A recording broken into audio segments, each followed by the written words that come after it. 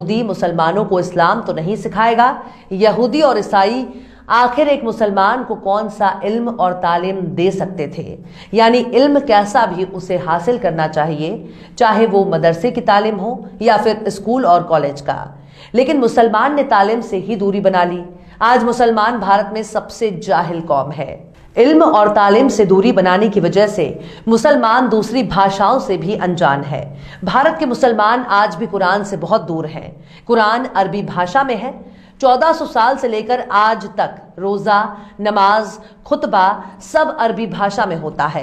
मुसलमानों के लिए अरबी भाषा ही एक सबसे बड़ी समस्या है, क्योंकि अरबी भारतीय मुसलमानों की मातृभाषा नहीं है।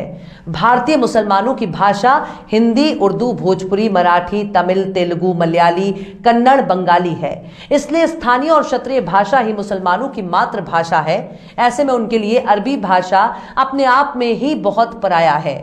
मुसलमान अपनी क्षत्रिय और मातृभाषा से बहुत प्यार करता है, इसलिए मुसलमानों ने अरबी का व्याकरण सीखकर कुरान पढ़ना तो सीख लेता है, लेकिन कुरान में क्या लिखा है और कुरान में अल्लाह क्या कहता है, इस बात से मुसलमान बिल्कुल अनजान है।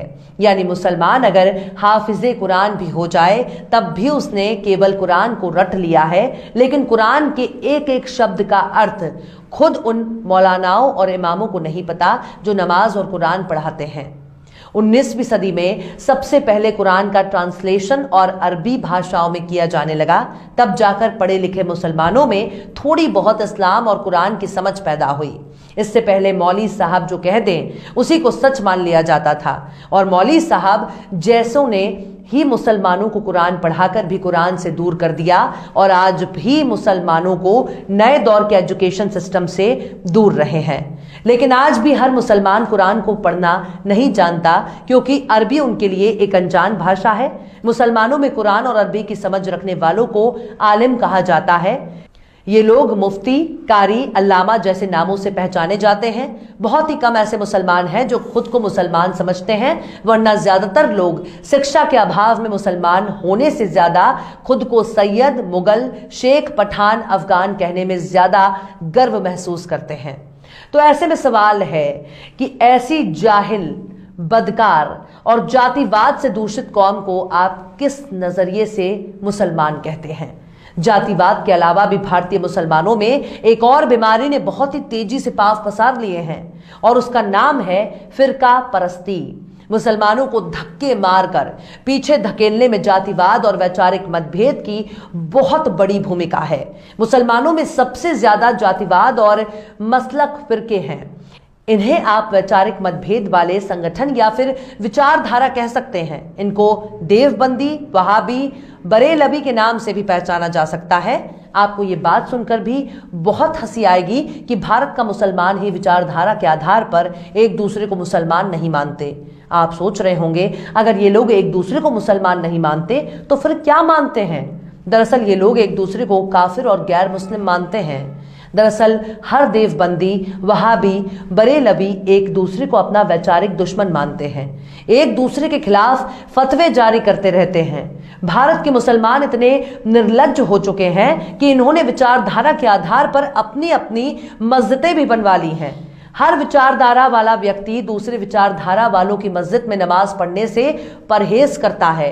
एक फिरका तो खुद को बरेलवी कहता है और कहता है कि जो मुसलमान बरेलवी नहीं वो मुसलमान ही नहीं और कभी भी जन्नत में नहीं जाएगा। यानी जन्नत का एकमात्र दावेदार वो खुद को मानता है। आपको हैरानी होगी कि दूसरे विचारधारा के मुसलमान ने अगर बरेलवी विचारधारा की मस्जिद में कदम रख दिया तो फिर उसकी खैर नहीं। अगर वो बच गया तो शायद ही उसकी हड्डी पसली और इज्जत सलामत रहे। एक बात और, जिंदा रहते हुए भी हर मुसलमान दूसरे मुसलमान को काफिर और बद अकीदा मानता है, और अगर कभी मर गया तो उसका अंतिम संस्कार कोई दूसरे विचारधारा का व्यक्ति नहीं कर सकता। यानी पैगंबर का इस्लाम कुछ और है, लेकिन भारतीय मुसलमानों का इस्लाम कुछ और। इस बात को कहने में कोई गुरेज नहीं होना चाहिए कि पैगंबर हजरत मोहम्मद के इस्लाम और भारत के इस्लाम में जमीन आसमान का फर्क है। पैगंबर और कुरान को ठीक उल्टा काम भारतीय मुसलमान करते हैं। दुनिया के बाकी देशों में पढ़े लिखे लोग इस्लाम को पढ़कर और समझकर इस्लाम अपनाते हैं, जबकि भारत में मुसलमान बनने से पहले यह भी खुद को ही तय करना होता है कि वो कौन सा मुसलमान बनेगा। मतलब कि देवबंदी बनेगा, बरेलवी बनेगा, अहले हदीस वहाबी बनेगा। वो यानी मुसलमान सब कुछ बन जाएगा लेकिन मुसलमान नहीं बनेगा। भारत में मुसलमान बनने के लिए नाम भी बदलना होता है, यानी अगर कोई मुसलमान बनता है तो उसे अपना नाम बदलकर उर्दू नाम रखना होगा। यानी इस्लाम कहता है कि धर्म बदलने के लिए अकीदा बदलो, लेकिन भारत का मुसलमान कहता है अपना नाम भी बदलो। यानी अनिल, महेश, पूजा, मनीषा अगर को मुसलमान बनना है तो उनको अपना नाम भी बदलना होगा। इसलिए भारत का मुसलमान बहुत कंफ्यूज है। इनके कुछ उलेमाओं को अगर छोड़ दिया जाए तो ज्यादातर एक दूसरे को नफरत की निगाह से देखते हैं, यहां तक कि एक दूसरे का पानी भी नहीं पी सकते। हर फिरका दूसरे फिरके वाले से सलाम भी नहीं कर सकता क्योंकि इसे गुनाह माना जाएगा। इनके कुछ उलेमा तो अक्सर पैगंबर मोहम्मद की शान में गुस्ताखी भी कर चुके हैं।